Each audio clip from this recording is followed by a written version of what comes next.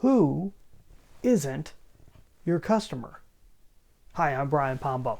Welcome back to Brian J. Pombo Live, brought to you every day by brianjpombo.com, specifically the Amazon Proof Strategy session, which can now be found at brianjpombo.com. You can go directly there by going to brianjpombo.com/Amazon. Look at that link in the description. Let's talk about who is not your customer. So, if you're a business owner, if you're an executive in a business, if you have customers, the tough thing to really do is to identify who your customer is. And sometimes the easiest way that I've been able to help clients do that is by looking at who they are not first. Who is not your customer? If you have a tough time defining who they are, who is definitely not your customer? Who is the type of person? What is you could talk demographics, is a certain age group, is a certain gender, what about a person makes them less likely to be your customer or definitely not your customer. And it's going to be a little bit different for everybody. One of the things that is also helpful in this, once you define your customer, who is and who isn't your customer, is to then step back and look at all the other business relationships you have. So I'm talking your employees, I'm talking your partners, I'm talking any vendors you do business with, any companies that are on the side that you have to pay on a regular basis, software and other things. Are they your customers also? They are, but they're a customer from a different source.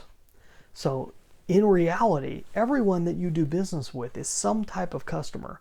And I found this out in a very specific way, and I'm going to go through that case study for you tomorrow. A very specific situation that I had with a client where it opened my eyes because I started seeing it with every client that I ended up working with from that point forward. It's that you have usually a main source, an ideal customer. You have a main product or service that you provide and a main customer that you play to.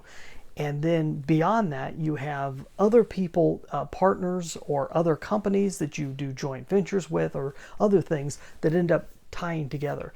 They're also customers, but from a different funnel, from a different vantage point, and you would have a system. If you're able to put together a system for your main customers, great. That's going to be one source of income. But you also need a system, whether you're making money off of them or not, for everyone else that you have a relationship with, because you want to be able to nurture more. Any place that you want more relationships, if that's going to be useful to your business, then you ought to create a system out of it. So that comes back to the main question: who isn't your customer? Really, if you're looking at things properly, I think you'll find that very few people are not your customer. But you need to define them first. You need to define that first main way that you're making money. Figure out who that customer is and isn't, and that's going to be who they are not. It should be large. It should be hardly anybody should fit your ideal customer vantage point.